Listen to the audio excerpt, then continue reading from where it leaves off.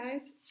So I wanted to record this video to share a recap review about Christianity. This little lesson is called The Essence of Christianity, and the essence of something is like the core of it or the most important part of it. So the essence of Christianity, we're going to be talking about what's like the core of Christianity, what's the most important part. So, 3 short parts that I want to share. So, part 1. Part 1 is talking about the law and the gospel. So, there are 2 ways that the Bible tells us God interacts with us.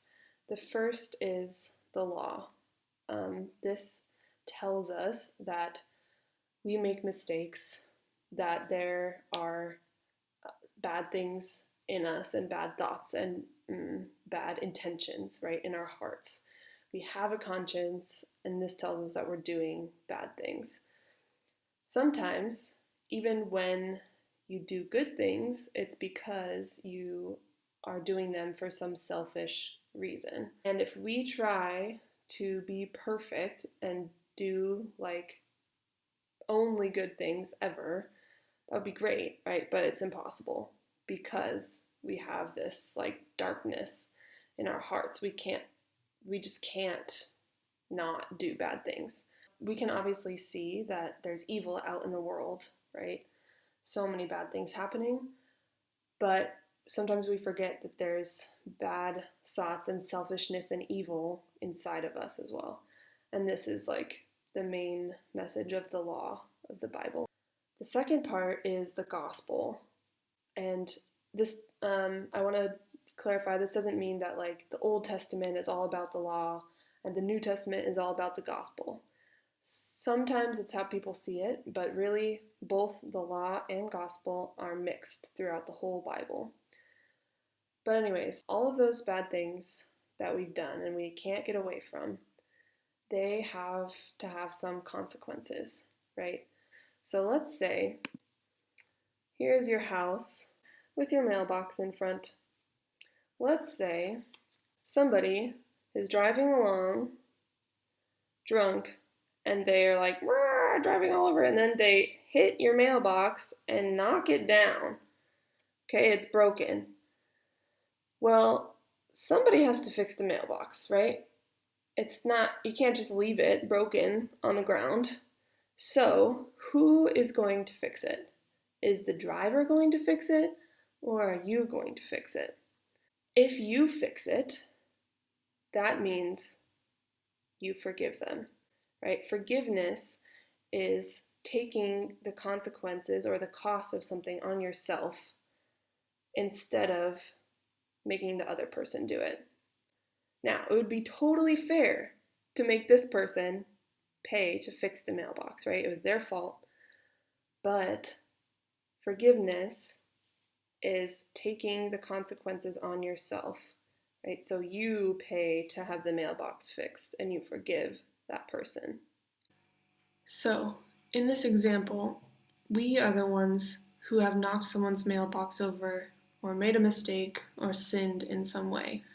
So it would be fair to make us pay for the costs or take on the consequences. But the gospel is that Jesus took our consequences on himself on the cross so that we don't have to.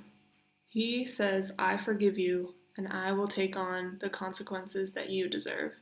So here we come to part 2. Part 2 is discussing why is this so hard and what makes this different from other religions. So Jesus' message is kind of hard to accept, right? It's like bad news because we don't want to be told that we have evil in us and that we make mistakes. We want to be told like, oh, you're doing great, don't worry, but we have to acknowledge that there's something really wrong. And we don't like to be told that we can't do anything about it. We want to have control over our lives. We want to be good people and earn what we deserve. But the good news is that we don't have to wonder if we're good enough, right? Because if you have to earn it, you might always be wondering, am I doing enough? Am I good enough? Like, that would be so stressful, right? So in Christianity, you don't have to worry if you're good enough because God made you good enough. He says you're good enough. And this is really different from Christianity, from other religions, because other religions, they recognize that there's suffering in the world, but they either say you have to fix it yourself or you're not the problem. So Christianity is very different, and Christianity is the only one that says God is the one who fixes it for you, not you have to do it yourself. For me, that's really comforting because I know no matter how hard I try, I can't be perfect. Like, I can't even be mostly good sometimes. So it's really hard, right? And I am very comforted by the fact that I don't have to keep trying and trying and wonder if I'm good enough. God's already made me good enough. And this is God's ultimate promise, that He would bring life from death and joy from pain. So basically, He's taking everything that's wrong with the world and undoing it. He's making it right again. Like, if you have a really bad nightmare where, I don't know, a family member gets sick or killed or something, and you wake up and you're like, oh my gosh, wow, thank you. I'm so glad that's actually not real, You're so relieved. And this is how it is with God, because we're living in this suffering, and He wakes us up and tells us, look, there is good. It's not the ultimate end to the story. And think about also another analogy is spring. Right? We're in spring right now, almost summer, and in winter, everything is dead. Everything is gray and cold, and it feels like almost like it's never going to end. Like, I felt this way this winter a little bit because I've never lived in snow, and I was like, well, I guess this is the new normal for me, and I just have to deal with it. I'm not used to cold weather, but I had never experienced spring here, so I didn't know what to expect. But then it starts to get warm, the sun is out longer, the flowers are blooming, everything's turning green again, and we are filled with this hope and joy. And it's important to remember that this is God's promise, that even in the darkest times, when we feel like there's no hope, He promises hope and joy and peace. So that is God's ultimate promise, life from death and joy from pain. Okay, so now our final part 3. This is talking about why do Christians do good? And we talked about this in class, and I just want to review and emphasize again the difference between doing good and being good. So we talked about this with the analogy of like an athlete. So they can do something good in their sport, like someone kicks a really good goal in football, like from far away, and it's perfectly, the goalie misses it and everything. But the next time he goes to do it, he can't. And it was just like a fluke thing.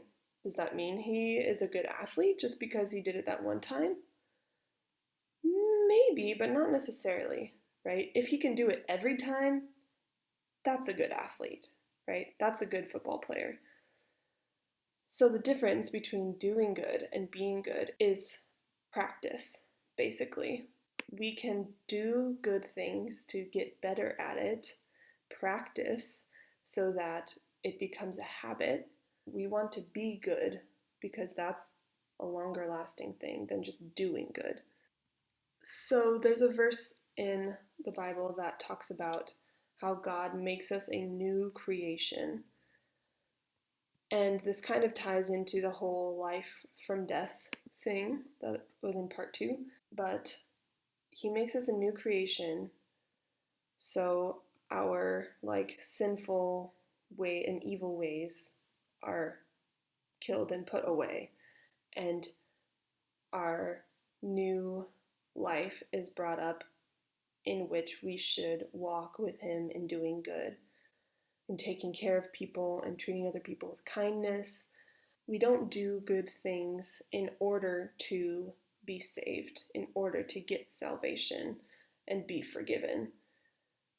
But we do good things because we have been forgiven, because we are so thankful to God for his love and his mercy.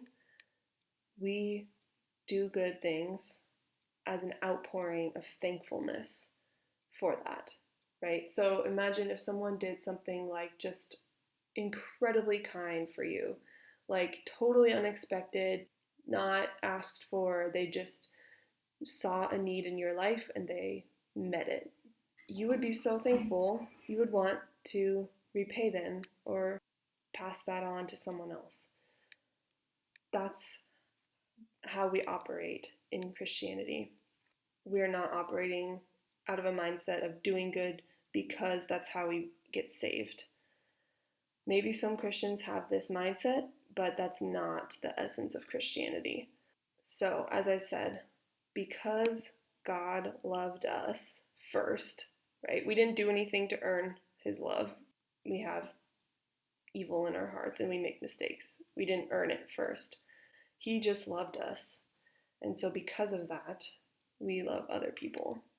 So I encourage you to think about these things, answer these questions thoroughly, and I look forward to discussing with you more. Have a great day.